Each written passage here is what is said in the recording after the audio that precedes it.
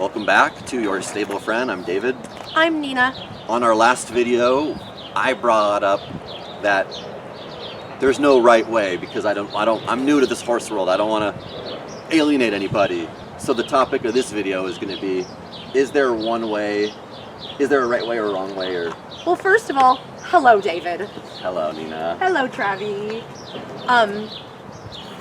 This is going to be another one of those topics that is going to be a little controversial, I think. Some people, many old-timer trainers, feel there is a one way. There is a famous hunter-jumper trainer that has a book called The Science of Riding. Wow. The Science of Riding. Official. Now, science makes things very black and white. Right. Riding, horsemanship, stable management, it's really more of an art. Right. It's really an art form. It's not a science because there is no one way.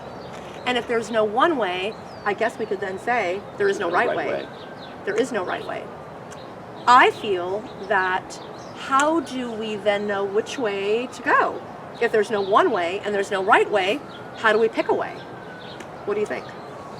I was going to jump in and say it's your intuition, it's your personality. If you grew up in maybe an abusive or a restrictive household, you might be thinking that the only way is to be the boss. And I love that you said that. I used to teach at a big riding school, and I was one of the instructors, and the man who owned the school, he was a very authoritarian, disciplinary type of instructor, very punitive, in a very sarcastic and very demeaning way. People ate it up. Really? They loved it. They loved it. I don't like that. I was the powder puff, cheerleader, hand holder. We had a good cop, bad cop thing going on. Sounds like it. They didn't feel they were being trained if they weren't crying, sweating, hurt, rough. demoralized. Interesting. Yeah. So, yeah, I mean, we all come into this with our stuff, you know, and it's something to look at. I took students from him that would tell me, you will never believe what he said to me. I'm like, oh yeah, I've heard that one before. That's part of his shtick. But obviously, you can't learn in that environment. Many people, In a nice environment. no, in the negative environment. Many people will have said that their limbic system just completely shuts down when somebody's criticizing them and someone's demoralizing them. You gotta do it this way. Yeah. How does that apply to them? How does that apply to them? Same thing. But I guarantee you, very few of them like the demoralizing, demeaning, yelling. They like the sweetness. They, I think, much prefer the supportive. Okay, but then there are people out there going to say, how can you say that? How do you know what they like? Well, Good question. Yeah, right. I've only been doing this for 50 years, and I've seen the byproduct of the yelling and the whipping and the hurting and the demoralizing and the byproduct of making someone feel like $1 million, like they're doing a really good job. And like they're going to get it, and that you're patient with them, and they're going to understand it, just to give them time and to help them rather than to criticize them. I've seen what the byproduct is in how the horses turn out. I've been doing this for a really long time.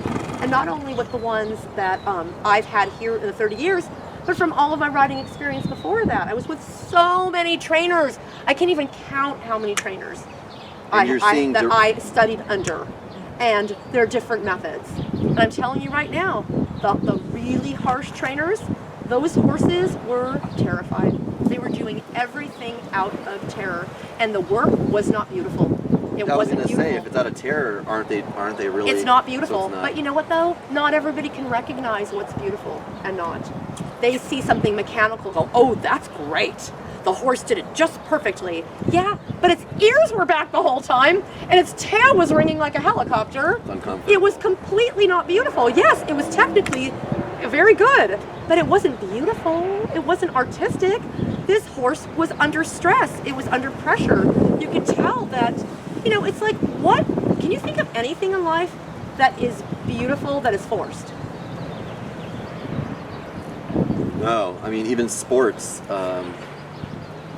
if a coach is, no. I can't think of anything either. Think about grapes and wine. You cannot force that grape to grow.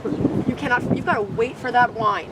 You cannot force a little Even plant to grow. stepping on the grapes, you You have to be gentle. You can't be aggressive. It's going to get all over. You're going to lose the grapes. Yeah, Right. You see them do it. Yeah.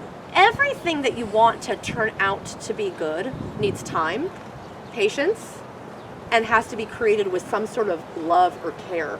It's not. It always comes out in the wash when it was forced, rushed, when something was done with a lot of negative energy rather than produced with a lot of positive energy. Yeah. You're always going to get sugar versus vinegar. What is it? Honey. Yeah. What's this? I don't know all these things. Yeah, you're always going to get better results. So again, for humans, that's your choice. If you want to go to the guy that's going to berate you and demoralize you, the horses cannot verbalize. They're not coming to you saying, I want to do this. This isn't their idea.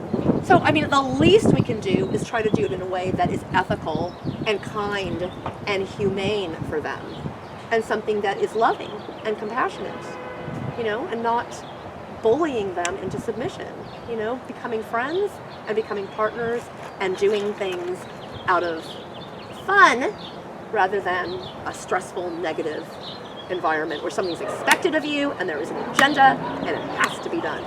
So with that, I'll say there is one way, and that one way is the way that you choose. And if you're coming from a place of negativity or frustration or trauma or a childhood or a trainer who's a certain way, then your one way is going to be that way. But that's why we're here to share our way. And the thing that you love that I say, I think it was you that loved it, but other people have loved it too. Okay, so it looks better when you write it. So you can put it in the notes, David. The best thing to do if you don't know the direction to go in is to use compassion as your compass. And why it looks cool in writing is because the first part of compassion is the word compass. To use compassion as your compass. If it hurts you while you're doing it and you feel badly about it, don't do it again. You don't need to do that. Figure out a different way. That's one thing you taught me when I said, but the whip is just a pointer, and you said, you can do it without the whip. It just takes a little more energy and a little more love. So that kind of carries for everything. If you're crying during a lesson, if you are feeling bad about yourself, if the horse is looking so sweating and shaking, you can see these things are obvious. But sometimes it's just a little feeling inside us where we feel kind of just a little bit bad about something that we did. Don't ignore that. Listen to that. Don't be mad at yourself about it. Listen to it and say, I don't want to go back there next time. I'm going to find a different way. I love that. Compassion is your compass. Yeah, let compassion be your compass. Compassion be your compass. And there are teachers, and what we said in a previous video about the ride home from the barn. What did I learn from the horse? What did I learn from my own feelings? What can I trust in my own intuition so that I can have my own way? Yeah, all good stuff. Really good stuff. This is a really fun one. Okay, David, thank you. Thank you, Nina. Always a pleasure. Hope you guys enjoyed it. Leave a comment. Thank you. And all right. Great. That's it. Man, we were on fire today.